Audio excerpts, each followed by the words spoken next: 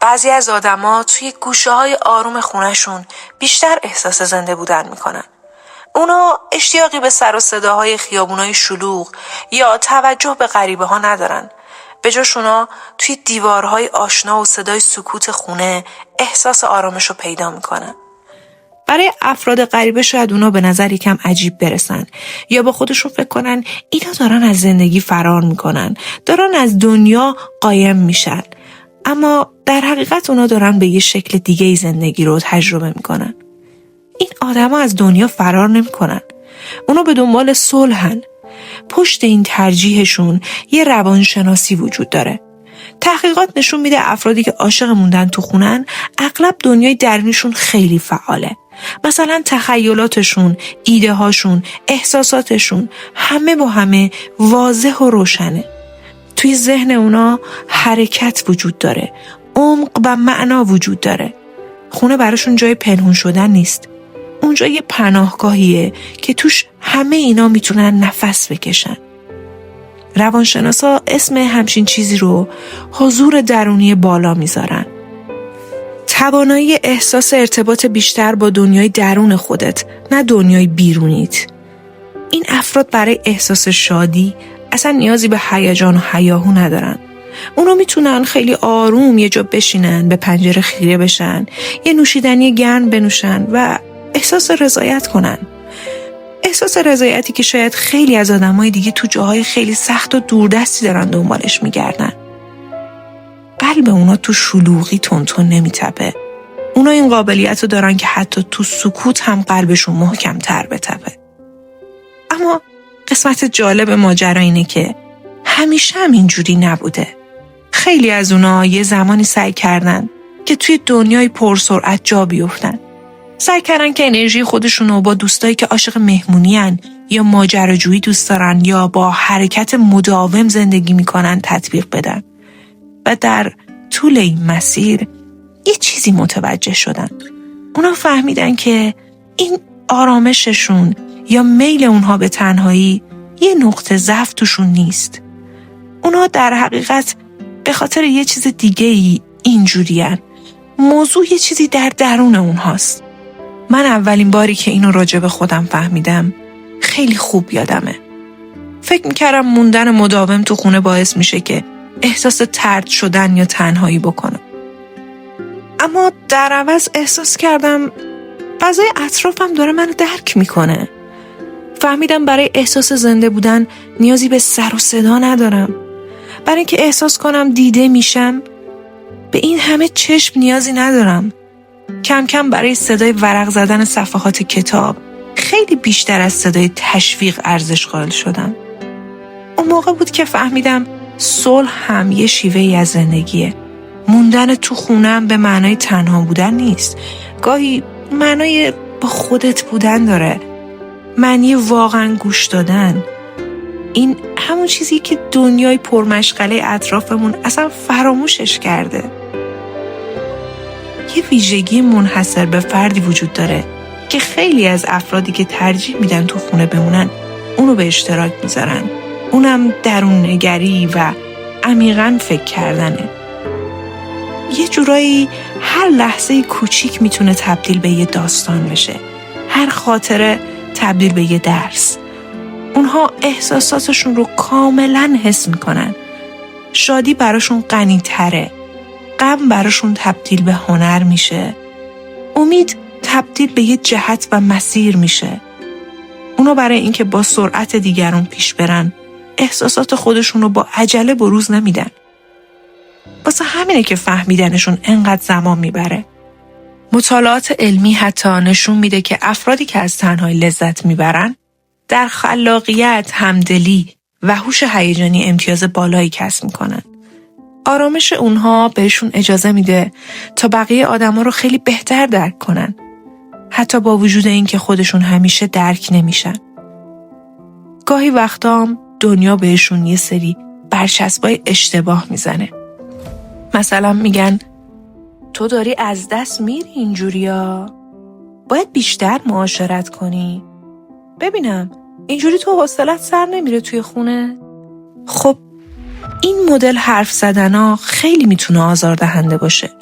چون اینا این مفهوم رو القا میکنه که آدمی که توی خونه است به نوعی ناکامل و ناقصه. این درست در حالیه که خیلی از بزرگترین متفکرها، هنرمندا، نوآوران زندگی تو خونه هاشون بودن. اونا همیشه توی جمع نبودن، توی اتاقاشون بودن و ایده هایی که میتونست دنیا رو تغییر بده رو اصلاح میکردن. شاید حقیقت پنهونش همین باشه. سکوت یه شکل ارتباطی و یه زبون خاص خودشو داره. اون بهت صبر رو یاد میده، مشاهده کردن و نوعی قدرت رو که برای وجود داشتن نیازی به توجه نداری. سوالی که میپرسن اینه که وقتی خونه انقدر امن به نظر میاد اونا دارن از چه چیزی خودشون رو محافظت میکنن؟ گاهی داستان راجب کساییه که زود تحریک میشن، راجب محرک هاست. آدمایی که تو خونه موندن رو دوست دارن و آرامش میگیرن، از سر و صدا، شلوغی‌های زیاد یا نوسان‌های احساسی خیلی تأثیر میگیرن. با هیاهو یا تلاطم‌های ناگهانی احساس عمیقاً لرزش و تنش میگیرن. سیستم اونا اینجوریه که به دنبال ثباتن، یه جایی که انرژی اونها آروم بگیره، نه اینکه مدام مجبور باشن به همه چیز واکنش نشون بدن. خونه براشون مثل پناه میمونه، جایی که میتونن توش دنیای اطرافشون رو توی مشتشون بگیرن و از دل همین کنترل آرامش بتراشن. گاهی وقتا هم خب مسئله اعتماد کردنه. اونا خیلی سخت میتونن دلشون رو به کسی بدن، اونم به یه نفرات خیلی محدود. نه اینکه فکر کنی خیلی آدمای سردین، بلکه از روی شدتیه که در حس کردن جهان دارن. اونا ارزش امنیت احساسی رو خیلی خوب میشناسن و گاهی این فقط یک ترجیح دادنه، نه ترس، نه مانع، نه داستان فرار کردن. فقط یه انتخاب برای بودن تو فضایی که گرمه و آشناست.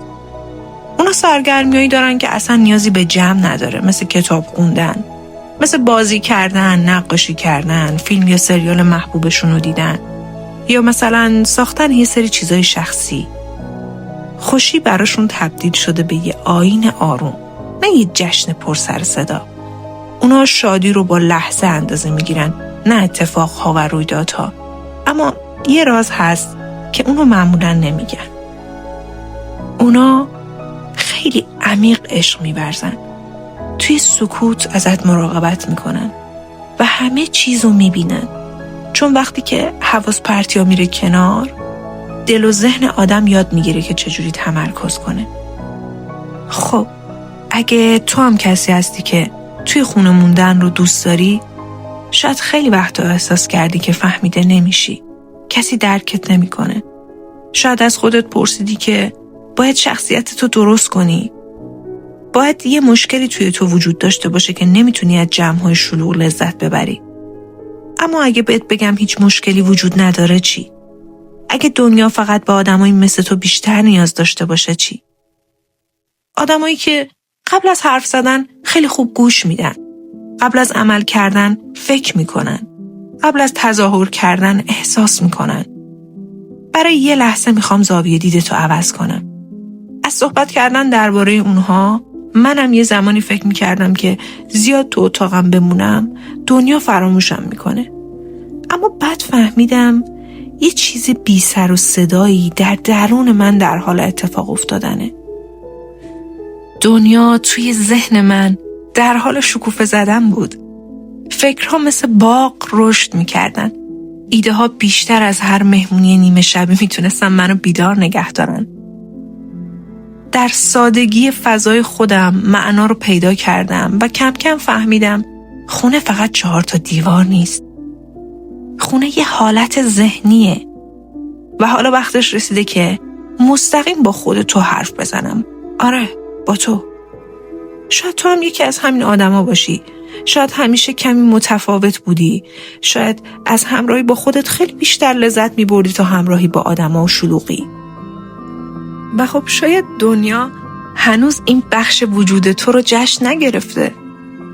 میدونی چیه؟ سکوت تو قدرتمندت میکنه. خاموشی تو عمق داره. تنهایی یه هدیه است، نه یه بار اضافی که اذیتت کنه. و اگه همچنان داری به من گوش میدی و با من همراهی، یه چیز خیلی مهمتری هست که میخوام بهت بگم. چون حقیقت اینه که آدمایی که خونه نشینی رو دوست دارن از زندگی فرار نمیکنن. اونا زندگی رو با یه نیت و آگاهی زندگی میکنن. اونا نمیخوان که کلماتشون رو برای حرفای بی اهمیت تلف کنن یا زمانشون رو خرج تجربه های بیمایه بکنن. اونا به دنبال معنا هستن، اصالت در ارتباطات واقعی، حتی اگه تعدادش خیلی کم باشه. کیفیت براشون مهمه. روانشناسان میگن آدمایی که تنهایی رو ترجیح میدن اغلب خودآگاهی خیلی بالایی دارن. اونا احساساتشون رو به وضوح میشناسن. خیلی خوب میدونن چه چیزی خسته‌شون میکنه یا چه چیزی تغذیه‌شون میکنه. در حالی که خیلیا توی تمام عمرشون رو میگذرونن بدون اینکه این چیزا رو اصلا بفهمن. اما اونایی که محیط خونه رو ترجیح میدن این چیزا رو خیلی زود یاد میگیرن. ولی یادت باشه این به این معنا نیست که اونا هیچ وقت تنها نمیشن. تنهایی با خلوت خیلی فرق میکنه. این دوتا یکی نیست. خلوت یه چیزی که شما انتخابش میکنی، اما تنهایی رو انتخاب نمیکنی. یه آدمی میتونه حتی توی یک جمع هم شلوغ و پلوغ باشه اما احساس تنهایی کنه. اما خلوت به آدم احساس قدرت میده. یه روزایی هست که موندن توی خونه میتونه حس محافظت داشته باشه. یه استراحت از دنیایی که خیلی چیزا رو ازت طلب میکنه. روزایی هست که حس آزادی میده. آزادی برای فقط بودن و دیگه هیچی. خب بیا یکم عمیق‌تر به این موضوع انتخاب و روانشناسیش نگاه کنیم. درونگرایی به همراهش مدیریت انرژی داره. خیلی‌ها فکر میکنن افرادی که عاشق تو خونه موندنن درونگران. اما همیشه اینجوری نیست. حتی برونگراها هم گاهی برای اینکه شارژ بشن و به آرامش برسن به خونه نیاز دارن. نیاز به آرامش برای بازیابی انرژیشون. این موضوع کمتر مربوط به تیپ شخصیتیه. بیشتر به انرژی احساسی برمیگرده. جایی که انرژی آدم پر و خالی میشه. اعتماد و آسیب پذیری. اونا نمیتونن به همه آدم‌ها اعتماد کنن. قبل از اینکه کسی وارد دنیای درونیشون بشه، بررسی میکنن که آیا اون فرد از نظر احساسی امن هست یا نه. قلبشون ممکنه که محافظت شده و یکم سخت به نظر برسه. اما وقتی کسی رو دوست داشته باشن، با یه شدتی بهش عشق می‌ورزن که بقیه خیلی به ندرت همچین احساسی رو درک میکنن. زندگی درونی پیچیده. ذهن اونها شبیه استدیویی از خیال و خلاقیته. میتونن سکوت رو به خلاقیت تبدیل کنن. روال روزمرهشون رو با آیین‌های معناداری تبدیل میکنن. اونا به مقصد نیاز ندارن. در حضور لحظه ها هدف پیدا میکنن. و اما کنترل به محیط. اونا میدونن چه چیزی باعث اضطراب، ناراحتی یا تحریک بیش از حد میشه. خونه بهشون اجازه داده که فضای خودشون، زمان و احساساتشون رو مدیریت کنن. اما اینجا یه پارادوکسی وجود داره. خیلی وقتا هم دلیل علاقهشون به خونه اینه که جهان اون بیرون اونا رو از خودش ناامید کرده. شکست توی یه دوستی، خیانت در یک اعتماد، لحظه‌ای که احساساتشون برای دیگران بیش از حد بزرگ بوده. بنابراین یه فضایی ساختن که توی اون مجبور نباشن از کسی عذرخواهی کنن. اگه تا الان ترجیح دادی که تو خونه بمونی چون دنیای بیرون خیلی سنگین و طاقت فرسا بوده، تو تنها نیستی. تو الان در حال یادگیری محافظت از آرامشت هستی و این یه نوع خرد احساسیه. اما موندن تو خونه یادت باشه که معنیش این نیست که تو رویا نداری. آرزوهای تو کوچیک نیستن، فقط درونی هن. تو رویا داری. یه کار معنادار و زیبا باید داشته باشی که بازتاب دهنده خود توه، خود حقیقیت، و اون کار رو انجام میدی. تو نیازی به صدای تشویق 100 نفری نداری. فقط یه نفر باشه که واقعا تو رو بفهمه. همون یه نفرم کافیه. شایدم اصلا در انتظار اون لحظه مناسبی، اون آدم مناسب و دنیایی که یکم با تو نرم‌تر باشه. یه نکته شخصی هم هست که شاید با اون ارتباط برقرار کنی. خونه تنها جاییه که اونجا از قضاوت شدن نمیترسی و لازم نیست که نقش بازی کنی. جایی که خستگی به آرامش تبدیل میشه. گاهی وقتا میری کنار یه پنجره، وای میسی و بیرون رو نگاه میکنی. ماشینا در حال حرکتن، مردم در رفت آمدن، صدای عجله همه جا پیچیده و تو بی صدا لبخند میزنی چون میدونی که گنج واقعی در درون توه. با این حال دنیا همیشه تلاش میکنه که خلافشو بهت ثابت کنه. جامعه مداومت در شلوغی و کار بیوقفه رو تحسین میکنه. انگار استراحت تنبلیه. انگار سکون نشونه شکسته. سکون بخشی از وضوحه و سکوت بخشی از درکه. ممکنه تو بیشتر از دیگران توی خونه باشی، اما زندگی تو متوقف نشده. تو در حال مشاهده التیام و رشد خودت هستی و چون خیلی عمیق احساس میکنی، خیلی عمیق هم دوست داری آدما رو. روابطت حتی اگه محدود باشه خیلی اصیله. اگه کسی تو زندگیت حضور داره و بهش اهمیت میدی، تو به اون آدم وفاداری، باهاش مهربونی و بهش توجهی رو میدی که اکثر آدما اصلا حواسشون به اون نیست. تو جزئیات خیلی کوچیکو میبینی. آهی که کسی پنهونش میکنه رو متوجه میشی. پیامی که کسی نمیفرسته. قدرتی که پشت سکوت کسی نهفته است. تو از اون نوع آدمایی هستی که احساسات تو نه فقط از طریق کلمات، بلکه از خلال سکوت و مکث ها درک میکنی. شاید همین باعث میشه که تو یه نوع نادر باشی. یه کیفیت زیبا وجود داره که اغلب نادیده گرفته میشه. اونم کسایی هن که عاشق موندن تو خونن، اغلب با خودشون همراهی میکنن و از افکار خودشون نمیترسن. از احساساتشون فرار نمیکنن. میتونن با خودشون بشینن و هنوز احساس کمال بکنن. این تنهایی نیست. این یه اتصال به خودته. حالا میخوام خیلی مستقیم باهات صحبت کنم. روشن و صادقانه. پس خوب به حرفام گوش بده. تو برای دوست داشتن آرامش خونه عجیب نیستی. تو بی هدف و بدون آرزو نیستی. تو شکننده نیستی. تو از زندگی عقب نموندی. تو داری زندگی رو میسازی که خستت نمیکنه. و روزی وقتی که زمانش برسه، وقتی که دنیای بیرون یکم بیشتر با قلبت هماهنگ بشه، قدم میذاری و میری بیرون، نه از سر اجبار بلکه به انتخاب خودت. و همین انتخابه که دنیای بیرون رو برات زیباتر میکنه. تا اون روز نوشیدنی گرم تو آروم بنوش.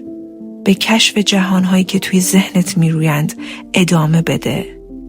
به محافظت از آرامشت ادامه بده. آروم اما عمیق دوست داشته باش.